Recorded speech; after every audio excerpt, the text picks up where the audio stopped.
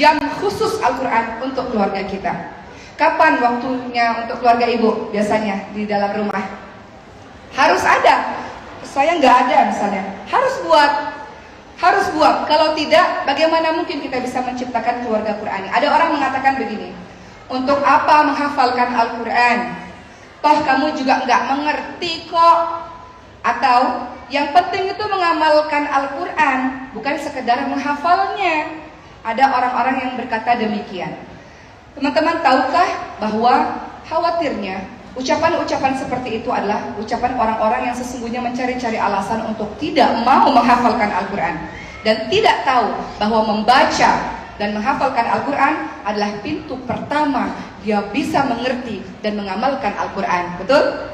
Kalau membaca menghafalkannya saja nggak mau, bagaimana dia bisa mengamalkannya? Jadi membaca Al-Quran setiap hari dan berusaha pelan-pelan untuk menghafalkannya, itulah pintu pertama untuk kita memahami Al-Quran dan kita mengamalkan Al-Quran. Sama kalau ada yang mengatakan, untuk apa pakai jilbab tapi kelakuannya begitu? Justru jilbab menjadi pintu, salah satu pintu utama untuk dia semakin semangat memperbaiki diri, untuk dia semakin semangat untuk belajar dan menjadi diri seorang muslim yang lebih salihah dibanding sebelumnya. Begitu teman-teman sekalian. Jadi jangan sekali-kali kita mengatakan, udahlah nggak usah menghafalkan Al-Quran, mengamalkan Quran saja. Bagaimana bisa mengamalkan Quran kalau bacanya juga enggak? Kenapa kita mengatakan menghafalkan dan membaca itu pintu utama dalam kita mengamalkan? Kadang-kadang kita berbuat sesuatu, kalau kita hafal, itu otomatis teman-teman sekalian. Kemarin saya sempat ceramah di satu tempat, saya katakan begini, saya sampai hari ini masih berjuang teman-teman sekalian, sama dengan ibu-ibu semua yang ada di sini, dan ibu saya pun sekarang hampir kepala 6, masih berjuang terus-menerus. Tapi salah satu manfaat yang kami rasakan, walaupun kami masih terus berjuang menghafalkan, adalah ayat-ayat yang kami hafal di kepala ini, dan itu berfungsi untuk tiba-tiba kalau terjadi sesuatu, otomatis kita bisa mengamalkannya. Kemarin saya cerita di masjid sebelumnya, mohon izin saya cerita ulang. Ketika Allah memberikan sesuatu ujian yang kadang-kadang membuat saya rasa down, rasa sedih. Ujian terdekat kemarin adalah 1,5 tahun yang lalu. 1 tahun yang lalu ayah saya meninggal dunia. Allahumma firlahu warhamhu wa'afihi wa'fu anhu. Semoga Allah mengampuni dosa-dosa beliau, amin.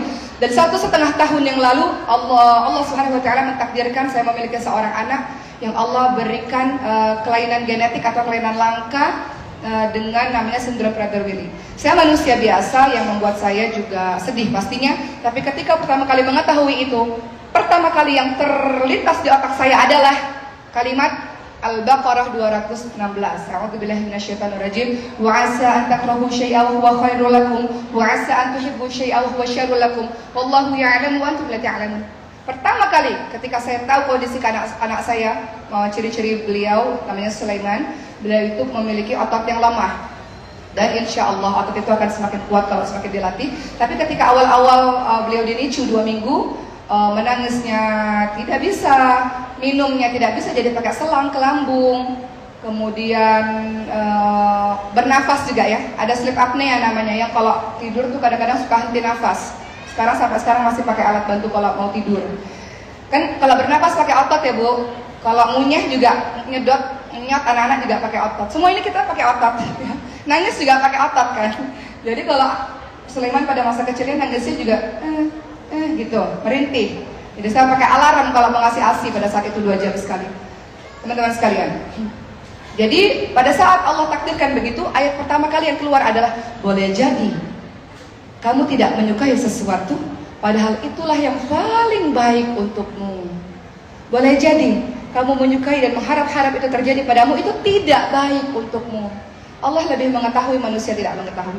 Itu pertama kali yang terlintas ketika Allah Subhanahu wa taala takdirkan demikian. Artinya, ini menjadi salah satu bukti bahwa bagaimana kita bisa mengamalkan Quran kalau kita nggak baca dan kita nggak hafal, teman-teman sekalian.